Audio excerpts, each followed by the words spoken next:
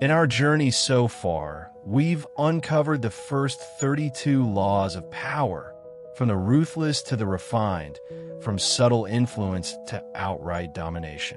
But today we arrive at the endgame. Welcome to Legacy Book Insight. Laws 33 through 48. These are the final moves, the ones that demand mastery of strategy, timing, and adaptability. They are the laws that can elevate you beyond competition or protect you when the stakes turn deadly. This is part 3, the final chapter in our complete breakdown of Robert Greene's 48 Laws of Power. Let's bring the series to its powerful conclusion. Law number 33. Discover each man's thumbscrew. Everyone has a weakness, a need, a fear, a desire that outweighs reason. Catherine Medici, Queen of France, kept detailed notes on nobles' vices and debts. She could charm or crush them all simply by knowing where to press. Listen, observe, and learn what drives or terrifies others. The lever that moves a man's soul will move his actions. Law number 34. Be royal in your own fashion. Act like a king to be treated like one. Respect is rarely given freely, it is claimed. Christopher Columbus, though not of noble birth, demanded the titles and privileges of a royal envoy when negotiating with Spain. His confidence, audacious as it seemed, convinced monarchs to treat him as an equal. Carry yourself with dignity, dress with intent, and speak with certainty. The world often treats you in proportion to the value you project. Law number 35. Master the art of timing. Power isn't just about what you do, but when you do it. In the 16th century, the Japanese warlord Oda Nobunaga would sometimes wait for days before striking in battle, letting his enemies grow restless and careless. When he finally attacked, the timing was devastatingly perfect. Rushing can destroy opportunity. Hesitation can let it slip away. Observe the rhythm of events. Then act at the exact moment your move will have the greatest impact. Law number 36. Disdain things you cannot have. Ignoring them is the best revenge. Wanting what you can't obtain gives it power over you. Deny it your attention, and you rob it of its allure. Queen Elizabeth I of England was courted by powerful suitors she had no intention of marrying. Rather than reject them outright, she treated their advances lightly, keeping them at a distance and maintaining her independence without creating enemies. By ignoring the unattainable, you protect your dignity and appear in control. The world often assumes that what you don't chase isn't worth catching. Law number 37. Create compelling spectacles. Dazzle the eyes, and the mind will follow. In ancient Rome, Julius Caesar staged grand public games and parades that enthralled the masses. While the crowds were entertained, Caesar consolidated his political power behind the scenes. Spectacle distracts, inspires, and cements loyalty, whether through ceremony, art, or display. The more memorable the scene, the deeper your influence. Law number 38. Think as you like, but behave like others. Rebellion in thought is safe. Rebellion in appearance is dangerous. In the court of Louis XIV, those who openly defied court etiquette were quickly marginalized.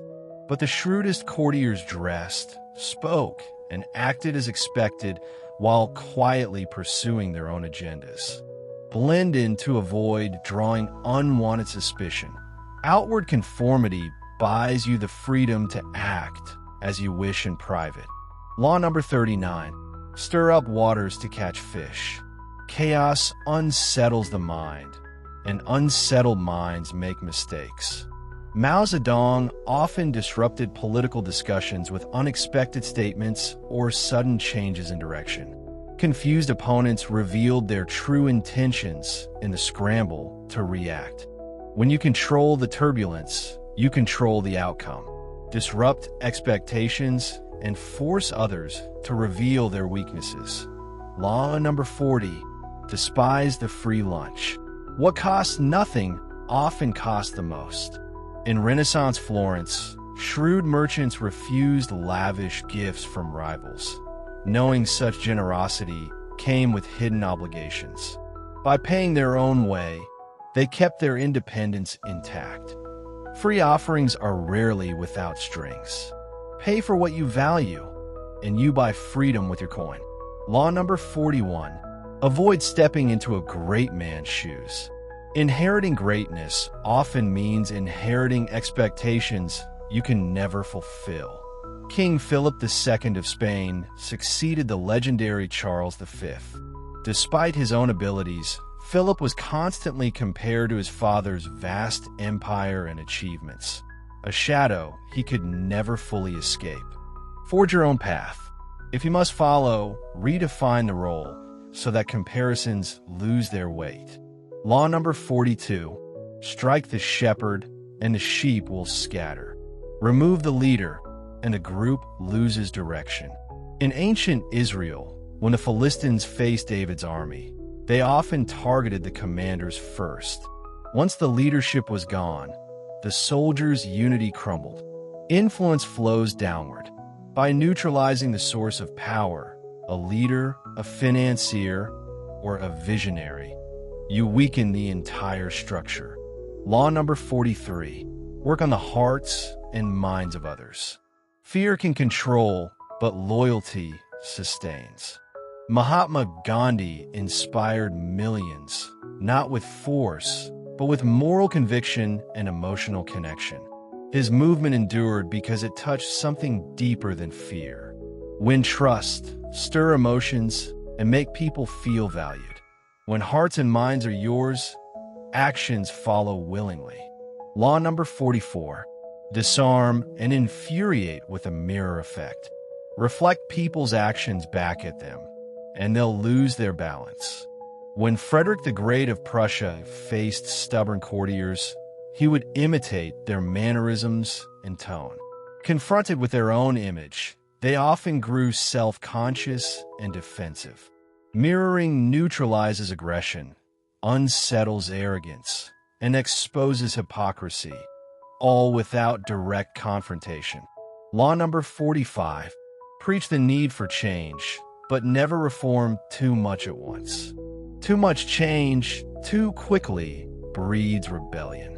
When Tsar Alexander II freed Russia's serfs in 1861, he introduced so many reforms at once that they destabilized the economy and fueled unrest, eventually leading to his assassination. Guide change gradually. People cling to the familiar, even if it's flawed. Move too fast, and they'll cling harder. Law number 46. Never appear too perfect. Perfection inspires envy, and envy breeds enemies. The brilliant Alcibiades of ancient Athens had looks, charisma, and talent, too much of it. His peers, consumed by jealousy, eventually turned against him, driving him into exile. Leave room for humanity in your image. Show a small flaw, a touch of vulnerability, enough to disarm envy without losing respect. Law number 47. Do not go past the mark you aimed for. In victory, learn when to stop. Overreach turns triumph into disaster. After winning countless battles, Alexander the Great pushed further into India. Exhausted and far from home, his army mutinied. His empire began to crumble. Law number 48. Assume formlessness. The law number 48. Assume formlessness. What is fixed can be targeted. What is fluid survives. Bruce Lee famously said, "Be water, my friend." Water adapts to any shape, flows around obstacles, and wears down the strongest stone. In a changing world, rigidity is vulnerability. Adapt, shift, and become whatever the moment requires. Power belongs to those who cannot be pinned down. And now you have them all. All 48 laws of power, strategies that have shaped empires, toppled rulers, and decided the fates of leaders across history. Use them to see the games people play. Use them to defend yourself from manipulation. And if you dare, use them to win. This concludes our journey through the 48 laws of power. But your journey has only just begun. If this series has given you value, subscribe now for more deep dives into the timeless strategies of history, psychology, and influence. Thank you for watching, for thinking deeper, and for choosing to master the game.